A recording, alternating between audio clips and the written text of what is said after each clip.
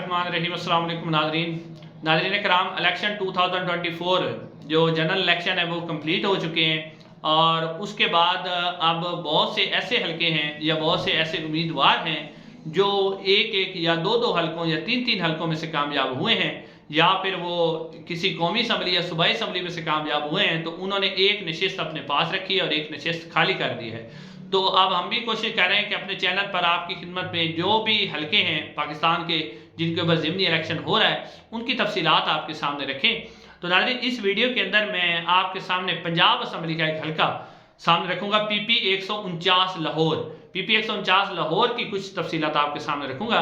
नाज़रीन से गुजारिश है कि अगर आप हमारे चैनल पर नए हैं तो चैनल को सब्सक्राइब कर दें और कमेंट सेक्शन में अपनी आरा का इजहार ज़रूर करें, क्योंकि आप लोग ग्राउंड पे मौजूद होते हैं, आपकी आरा ज़्यादा अहमियत की हामिल होती है। नाज़रीन, PP 149 लाहौर, सबसे पहले तो आपको ये बता दूं कि ये जो हलका है ये इसके ऊपर बाई इलेक्शन क्यों हो रहा है, क्योंकि इस्तेकाम पाकिस्तान पार्टी के जो सदर हैं अब्दुल अलीम खान साहब, वो एक कौमी असम्बली और एक सूबाई असम्बली से लाहौर से इलेक्शन लड़े थे और दोनों नशिस्तों से वो फॉर्म 47 के मुताबिक कामयाब हो गए थे और उसके बाद उन्होंने कौमी असम्बली की नशिस्त अपने पास रख ली और इस वक्त वो वफाकी वजीर भी बन गए हैं। और उसके बाद जो सूबाई असम्बली की नशिस्त थी PP 149 वो उन्होंने खाली कर दी। अब इसके ऊपर जो है लाहौर के अंदर ज़िमनी इलेक्शन हो रहा है। नाज़रीन, 2024 वैसे तो 2018 के इलेक्शन में भी पाकिस्तान तहरीक इंसाफ ने लाहौर के अंदर अच्छा परफॉर्म किया था, लेकिन 2024 में तो पाकिस्तान तहरीक इंसाफ ने लाहौर के अंदर बहुत अच्छा परफॉर्म किया है और जितने भी वोटर हैं उन्होंने पाकिस्तान तहरीक इंसाफ को वोट भी दिया है। लेकिन फॉर्म 47 पर जो है वो पाकिस्तान तहरीक इंसाफ पीछे है, चाहे वो डॉक्टर यास्मीन राशिद वाला हल्का हो, ओन चौधरी साहब वाला हल्का हो, और भी बहुत से हल्के हैं, शहबाज शरीफ साहब वाला हल्का हो, आलिया हमजा वाला हल्का हो, मरियम नवाज साहबा का खुद का हल्का, कौमी असम्बली का, सूबाई असम्बली का, उनके ऊपर पाकिस्तान तहरीक इंसाफ के तहफ़्फ़ुज़ात हैं। लेकिन अब क्योंकि इलेक्शन का नोटिफिकेशन तो हो चुका है तो अब PP 149 जो है ये अब्दुल अलीम खान साहब ने ये नशिस्त जीती थी। सबसे पहले मैं आपके सामने रिजल्ट रख देता हूँ। अब्दुल अलीम खान ने यहाँ से तकरीबन 51,800 वोट हासिल किए थे और वो यहाँ से इलेक्शन जीतने में कामयाब हो गए थे। और पाकिस्तान तहरीक इंसाफ के जो उम्मीदवार थे हाफिज ज़ीशान अहमद, उन्होंने 48,300 वोट हासिल किए थे और वो यहाँ से दूसरे नंबर पर रहे थे, यानी महज 3,000 वोटों के फ़र्क से अब्दुल अलीम खान ये वाली जो सीट है वो जीतने में कामयाब हो गए थे। नाज़रीन, हाफिज ज़ीशान के बारे में ज़रा मैं आपको पहले ज़रा बैकग्राउंड दे दूँ कि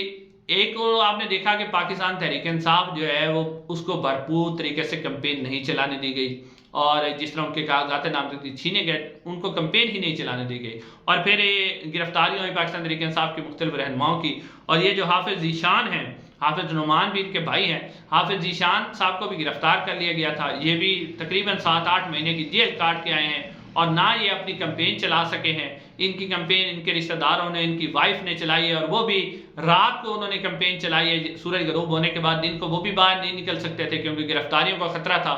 तो इस सब के बावजूद, यानी इतनी सख्तियों के बावजूद जो है कि 3,000 वोटों के फ़र्क से अब्दुल अलीम खान जीते हैं। और हाफिज जो ज़ीशान है उनका कहना है कि उनके पास फॉर्म 45 मौजूद हैं जिनके मुताबिक अलीम खान साहब ये नशिस्त हार चुके थे। फॉर्म 47 के मुताबिक उन्हें ये नशिस्त जितवाई गई है। ये उनका मौक़िफ़ है और पाकिस्तान तहरीक इंसाफ का मुख्तलिफ हलकों के अंदर ये मौक़िफ़ है और मीडिया ने भी इसको दिखाया, मीडिया ने भी रिपोर्ट किया कि कौन कौन सा हल्के में कौन कौन सा उम्मीदवार फेवरेट है, लेकिन रिजल्ट जो है उसके बरक्स आए। अब नाज़रीन, ये जो सीट अब्दुल अलीम खान ने खाली की है, एक तो आपने याद रखना है कि इसमें अब्दुल अलीम खान साहब को नून लीग की हिमायत भी हासिल थी। नून लीग के साथ सीट एडजस्टमेंट थी,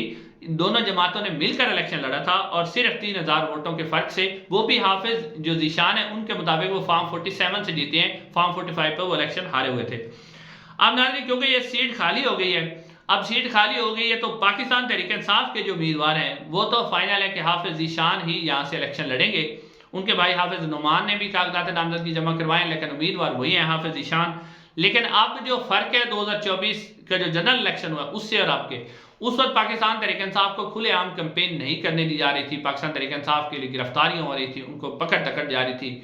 उनको मतलब मुकम्मल तौर पर कैंपेन चलाने नहीं दी गई। लेकिन अब ना तो उस तरह की सख्ती है और ना ही जो है उस तरह की धांधली अब की जा सकती है, क्योंकि पाकिस्तान तहरीक इंसाफ के उम्मीदवार भी अब सीख चुके हैं कि अब तक जब तक RO के दफ्तर से रिजल्ट नहीं लिया जाएगा तो हम नहीं जाएंगे। तो अब पाकिस्तान तहरीक इंसाफ के जो उम्मीदवार हैं हाफिज ज़ीशान, वो डोर टू डोर भरपूर तरीके से कैंपेन चला रहे हैं और अपने जो वोटर हैं उनसे एंगेज हो रहे हैं, उनके भाई भी साथ एंगेज हो रहे हैं। लेकिन नाज़रीन, एक तो पाकिस्तान मुस्लिम नून ने वो अब्दुल अलीम खान को फ्री हैंड दिया कि वो जिसे चाहे टिकट दे तो पाकिस्तान मुस्लिम नून उनकी सपोर्ट करेगी, क्योंकि ये सीट इस्तेकाम पाकिस्तान पार्टी ने खाली की है तो उन्हीं का उम्मीदवार होगा। अब अब्दुल अलीम खान जो है वो यहाँ पर उनके बेटे जो हैं अब्दुल रहमान खान, उनके कागजात नामजदगी यहाँ से जमा हो गए हैं। वैसे तो शुएब सदीकी साहब भी एक उम्मीदवार हैं, ये पहले पाकिस्तान तहरीक इंसाफ के टिकट से भी 2 दफ़ा इलेक्शन लड़ चुके हैं, लेकिन ये हार गए थे। अब उनके भी कागजात नामजदगी जमा है और अब्दुल रहमान खान जो कि अब्दुल अलीम खान साहब के बेटे हैं, उन्होंने भी कागजात नामजदगी यहाँ से जमा करवाए हैं। तो यहाँ पर अब जो सूरत हाल सामने आ रही है, ज़्यादा चांसेस यही है कि Istehkam Pakistan party, Pakistan people's party और पाकिस्तान मुस्लिम नून के जो मुश्तरका उम्मीदवार होंगे वो अब्दुल रहमान खान होंगे। अब्दुल रहमान खान जो अब्दुल अलीम खान के बेटे हैं वो यहाँ से इलेक्शन लड़ेंगे, जबकि उनका जो मुकाबला होगा वो हाफिज ज़ीशान से होगा, जो कि पाकिस्तान तहरीक इंसाफ के हिमायत याफ्ता उम्मीदवार हैं। और अब जो सूरत हाल नज़र आ रही है, क्योंकि पाकिस्तान तहरीक इंसाफ ने अपने जो इंटर पार्टी इलेक्शन है वो भी करवा दिए हैं और उसकी रिपोर्ट जो है वो इलेक्शन कमीशन ऑफ पाकिस्तान में जमा करवा दी है और पाकिस्तान तहरीक इंसाफ ने दरख्वास्त भी की है कि बल्ले का निशान उन्हें वापस किया जाए। अब इलेक्शन कमीशन ऑफ पाकिस्तान क्या करता है इसके ऊपर, कि उसी तरह का कोई फैसला होता है जिस तरह 13 जनवरी का फैसला सुप्रीम कोर्ट ऑफ पाकिस्तान ने दिया था, उस तरह का कोई फैसला होता है, या फिर जो है इलेक्शन कमीशन ऑफ पाकिस्तान अब बल्ले का निशान पाकिस्तान तहरीक इंसाफ को लौटा देता है। तो फिर जो हाफिज ज़ीशान अहमद होंगे, हाफिज ज़ीशान रशीद, वो पाकिस्तान तहरीक इंसाफ और बल्ले के निशान पर इलेक्शन लड़ेंगे। और अब मैं आपको वाज़े तौर पर इस नशिस्त का रिजल्ट बता रहा हूँ कि इस नशिस्त के ऊपर पाकिस्तान तहरीक इंसाफ के जो हाफिज ज़ीशान रशीद हैं वो वन साइडेड इलेक्शन जीतते हुए नजर आ रहे हैं। और इस वक्त की पोजीशन के मुताबिक वो अगर किसी किस्म का कोई इस तरह का फॉर्म 45 या फॉर्म 47 वाला कोई मसला ना बना तो पाकिस्तान तहरीक इंसाफ के हाफिज ज़ीशान, जिनका दावा है कि वो पहले ये नशिस्त जीते हुए हैं, वो दोबारा ये वाली नशिस्त जीत जाएंगे, क्योंकि लाहौर के अंदर पाकिस्तान तहरीक इंसाफ का वोटर निकला है, उसने पाकिस्तान तहरीक इंसाफ को वोट दिया है और पाकिस्तान तहरीक इंसाफ ने मुस्लिम नून का जो किला था ना उसको हिला के रख दिया है। तो अब भी इस हल्के पर पाकिस्तान तहरीक इंसाफ के उम्मीदवार फेवरेट लग रहे हैं। इंशाल्लाह अगली वीडियो